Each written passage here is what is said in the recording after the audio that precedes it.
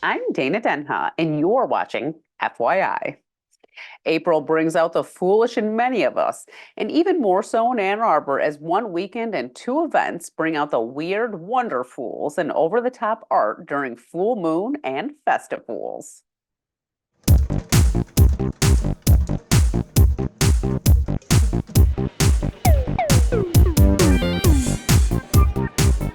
I'm delighted to be here at Full Moon 2024. It's a block party or a street party in Ann Arbor where people are out having fun with music and a lot of fun costumes.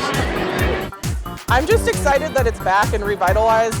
Full Moon means it's a time for people to get crazy with lights in the street.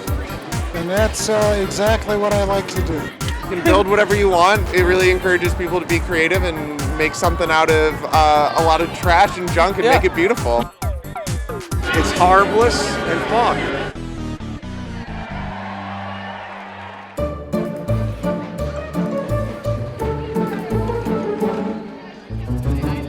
Today is Festifools, which is where we parade the street with our puppets and create a lifelong tradition.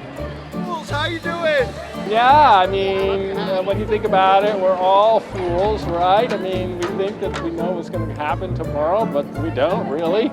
And no matter what the world throws at us, we have to design our way in the world. And this is the one day where we can just throw it all to the wind. So we kind of wanted a starting point for the students to start off at when building their puppets, and so we came up with the theme Festifables, and all of the puppets are loosely based on some type of fairy tale story. We had to take inspiration from different fables and myths. I obviously chose Cinderella, and so when I was looking through different fairy tales that I could do, I was just bringing back memories of when I used to dress up as Cinderella as a child. It's a little bit crazy, you don't know what's going on, and we also don't know. You missed Festivals, man. It was the greatest thing in the world.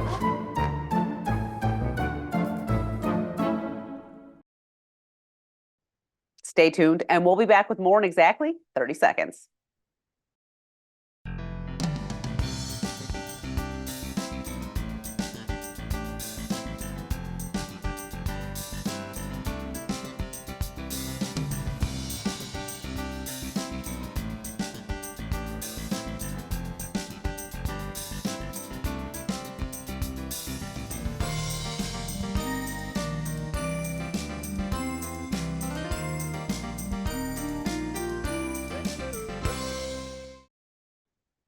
Ann Arbor is home to more than 160 parks with scenic views, places to play, and some top-notch facilities. See all that Mack Indoor Pool has to offer during this Park Peak.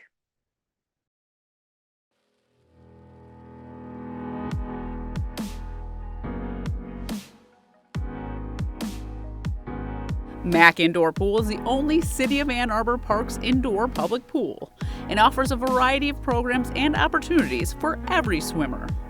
The pool is located inside of Mack School, which is known today as Ann Arbor Open at Mack School. The school was originally built in 1922, and in the years since, it has gone from being Ann Arbor's newest school building to its oldest. The pool, added in 1974, features a 6-lane, 25-yard main pool with an attached 30 by 42-foot children's tot pool. A ramp leading into the pool provides for easy accessibility. The heated indoor pool provides a summer-like experience, even in the cold winter months. For more, visit a2gov.org/Mack.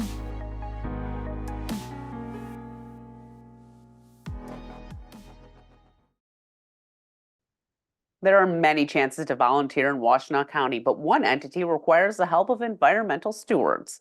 Learn more about the many opportunities with the natural area preservation in this month's City Roundup in 60.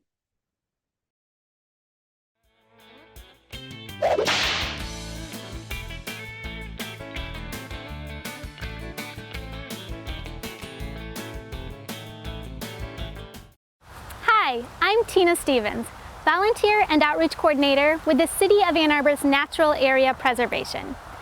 Our mission is to protect and restore Ann Arbor's natural areas and to foster an environmental ethic within the community. There are many ways that you can volunteer to support the natural areas, including volunteering with our breeding bird survey program, becoming a turtle steward, or taking photos as part of our photo monitoring program. You can even volunteer to join our prescribed burn crew. Most folks volunteer by attending our public work days, which take place nearly every weekend. At these events, we do things like hand pull invasive garlic mustard, cut invasive shrubs, or collect and spread native seeds. To learn more about NAP or how to volunteer with these opportunities, visit www.a2gov.org/NAP. Ann Arborites are always looking out for Mother Earth through new technologies, alternative commuting, and maintaining a prosperous ecosystem. Obviously, every spring planned on a grand celebration in honor of the sustenance our planet provides during the Ann Arbor Earth Day Festival. Joining me is Susan Westhoff, President and Executive Director of the Ann Arbor Hands-On Museum and Leslie Science and Nature Center, and Allie Schneider, Development Associate with the Huron River Watershed Council. Welcome to the show. Hi, it's so good to see you. And thanks for having us. You know, I would like to start with talking about why it is so important to work with these different environmental nonprofits to celebrate Earth Day every year, because I feel like there's always something new. I would agree. I think that our community, Washtenaw County, has such a wealth of nonprofits and businesses, government officials, people who are all working together to try and make better decisions and improve some things maybe we haven't done right in the past. So every year there's a ton of work being done behind the scenes that maybe not everyone in the community knows about. So Earth Day is a festival where you can come and see what's happening with the city, with the county, with nonprofits, with businesses, and get a better sense of how you can get involved. Don't you think, Allie? Yeah, like Susan said, I think we have so many passionate, expertise in organizations in Washtenaw County, and Earth Day is kind of a celebration of all of the work that's being done by nonprofits, citizens, the city. So it's nice to get everyone together. Allie, you're pretty connected to the Earth Day Festival. Can you talk about the role that the Huron River Watershed Council plays in the Earth Day Festival? And I mean, in general, obviously, it's such an important organization to the city all year round. Yeah, so Huron River Watershed Council has been helping with Earth Day since long before I got here. We've always joined with Susan on the committee, and we just want to come and we bring a lot of water-based activities. So sometimes we bring out bugs, sometimes we bring out other materials just to really get kids and their families thinking about the river. It might not flow through their backyard, but it's something that a lot of us in the area are really familiar and close with in one way or another, whether it's recreation or fishing. So it's important to bring that to Earth Day and let everyone know kind of what they can do to protect the Huron River in their area.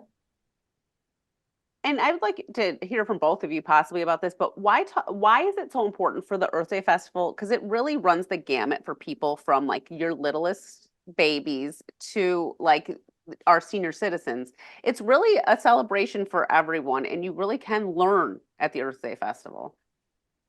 It's great. We have, it's really a lot of different opportunities. There's musicians who come. So if you want to come just celebrate and feel joy around the earth and the role that the natural environment has in our lives, you can come and just do that. And that could be something maybe for little ones, or little ones might like to dig in the dirt or find worms or play on the playscape, or I'm looking at the nature center as I talk. I do this all the time. Or there's coloring pages, or lots of different things, activities for little ones. But then for the adults and senior citizens and even teenagers are really interested in tree identification, or Allie was talking about the Huron River, understanding the watershed around us and how what we do impacts it directly.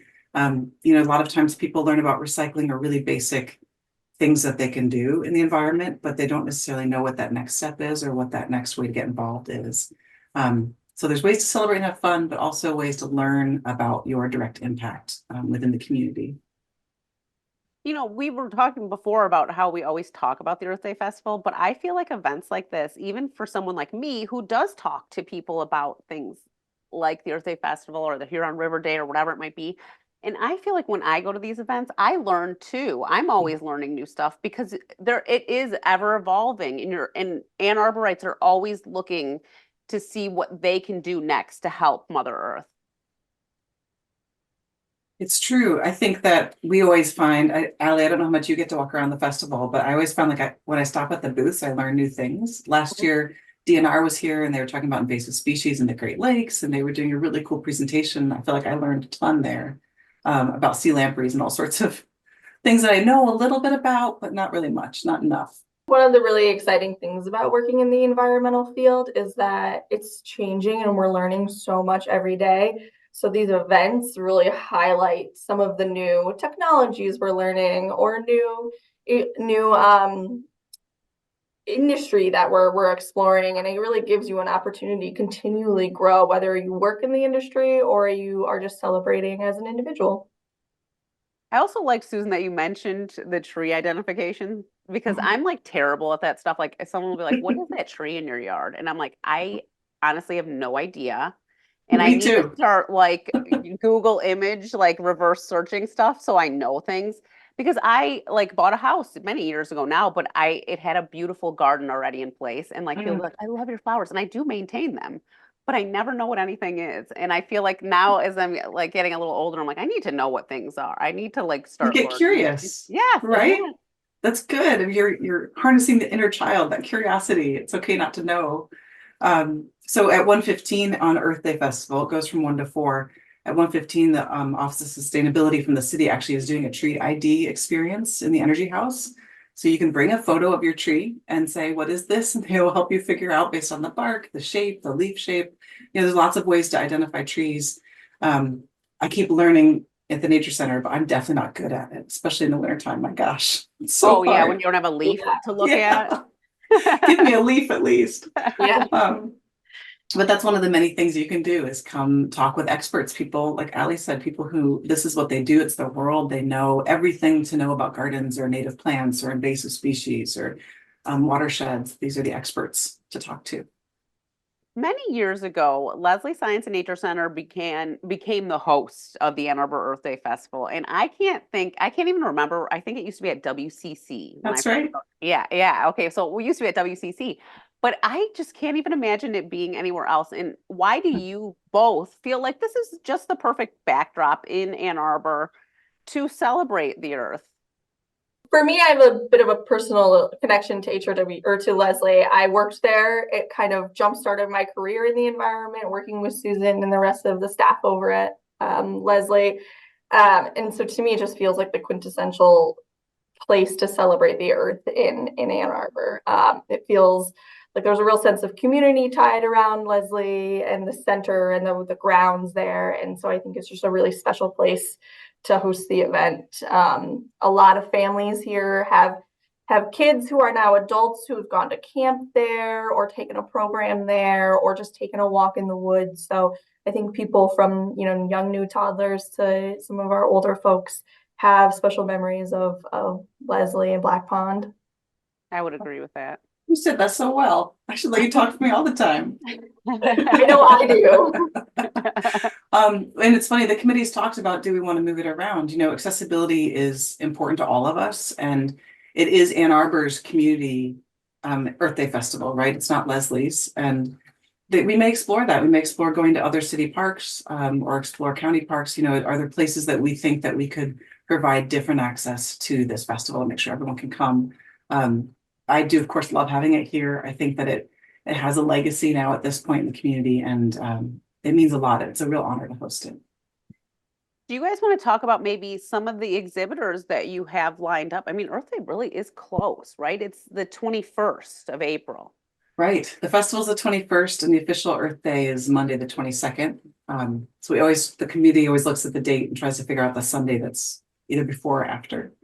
On the website, there's a list of the ones who've confirmed so far. And so people can always go on the website, which is discoversciencenature.org/A2 Earth Day, because that will be continuing. We'll be adding to that over the next 2 weeks. Ann Arbor Public Schools will be there. We have the Environmental Center up the street off Plymouth Road, the Freeman Environmental Center. They have a teen council, which will be coming and doing some hands-on activities for kids. So I'm always a real fan of that because I love teens having an opportunity not just to have a voice, but to actually take action as mentors and shepherding kids' experience of the natural world. I think it's a beautiful thing. Legacy Land Conservancy will be there, here in River Watershed, of course. The Ecology Center will be there. Apple Play Schools, which is one of our local nature-based preschools, and sometimes the Forest School can come as well. I haven't seen them register yet. There are a couple of businesses in town, so we do sometimes get like BYOC is coming, bring your own container, which is certainly an environmental organization. And then some that maybe are a little bit unexpected. There's an orthodontist who's coming, but he's actually going to be talking about how he thinks about the environment in his practice, which I think is wonderful. And then having some teeth caring activities for the kids, because taking care of your teeth is about your own health. And, you know, there's actually a lot when you don't take a second to think about your impact of what toothbrush do you use? What do you do with it when you're done? What floss do you use? There's all these different things.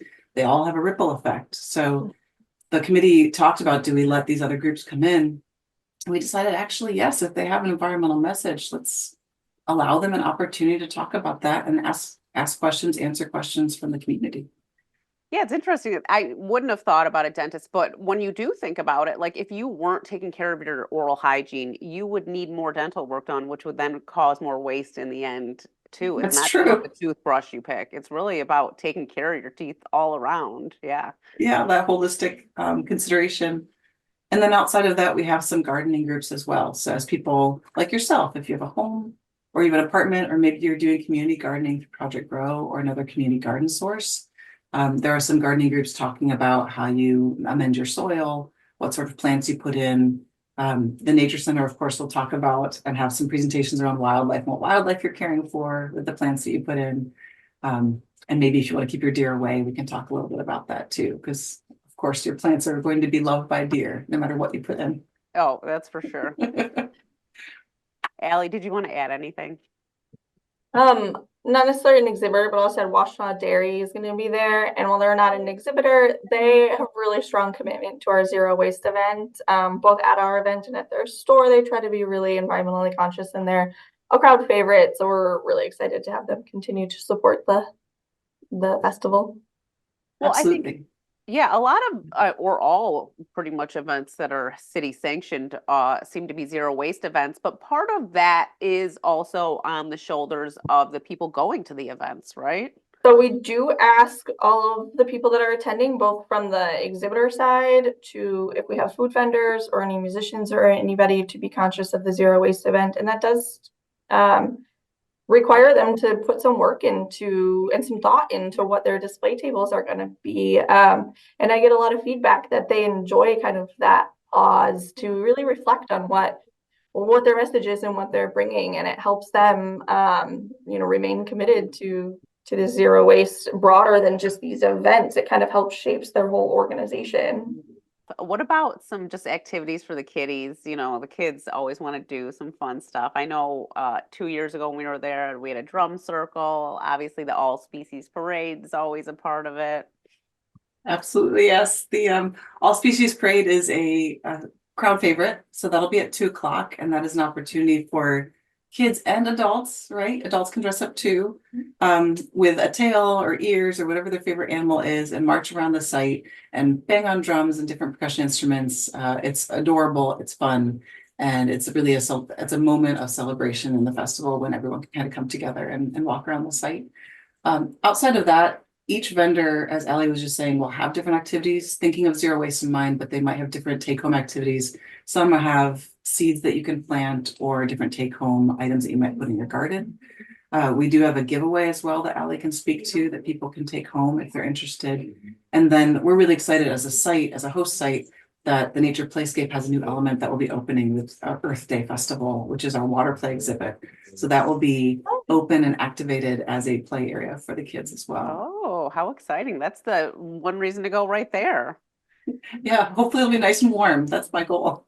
Yeah. Well, when I was looking at, the website and some of the topics, the hot topics, I guess, for this year, water awareness, sustainable agriculture, green building, commuting, energy, all those sort of things. So you guys have a committee and you guys come up with some of the things to spotlight. How do you decide what's important to talk about every year? Yeah, the presenters that are happening this year are all coming from the city of Ann Arbor. So I don't know if everyone listening or watching this knows, but the city has made a huge commitment to be net zero by 2030. They're really putting their money where their mouth is, not just with staffing, but with different initiatives. to make sure that we're focusing on sustainability, alternative energy, how we deal with our waste, all these different initiatives. So the presenters are all coming out of the city government, and it's an opportunity for them to share some of what they're doing, answer questions, do some activities, but also be accessible to the public and allow people an opportunity to ask questions and to get engaged. But then the theme of Earth Day this year is actually plastics in our planet. So Allie was going to talk a little bit about that as well, because plastics are such a through line of all of our work, right? You can find them in the soil, you can find them in the plants, animals, and us in the water. So it's certainly something that's informing the committee and how we look at what we're doing as well. Allie, I don't know if you want to share a little bit about what you were learning related to the plastics as well. Yeah, so microplastics are obviously, like Susan mentioned, found in a lot of places, certainly in the Huron River. A recent study found that about 70% of the microplastics in the Huron River are actually synthetic fibers that are coming from people's laundry, which that info is really cool because it gives us something to work towards and a problem to solve. So at HRWC, we do a lot of work in educating people on some simple choices that they can make in their own laundry rooms to help reduce their waste coming out. So, you know, there's some products that you can buy, like a Guppy Friend bag or a Cora ball that will actually catch your microplastics before they make it into the watershed. Or, you know, the front end of that decision where you're just making smarter choices when you're buying your clothes and you're looking at what it's made out of and trying to prioritize natural fibers over synthetic blends. We have a lot of really great local clothing manufacturers in Ann Arbor that can help out with that. You know, we work a lot with Jube, the activewear. They're a local awesome one. They try to be sustainable. So we just really try to focus on what people can do in their everyday lives. Allie, quick question. You mentioned the clothes leaving that plastic residue. What about, like, obviously people use Tide Pods and things like that, or like the pods that go in your dishwasher. Does that, I've always been concerned. I don't use those because I'm like, I feel like they can't be good for the environment. But this is just like my thought process. I don't know. It's a great question. It is a great question. Not one that I immediately am comfortable giving an answer to because I am not our microplastics expert on staff. But I can say to the people watching that I will have an answer to that at the festival, and you can stop by our booth at HRWC and I'll be able to answer that a little more thoroughly there. All right, I'll visit you at the booth then. No, I'm so curious too. I know.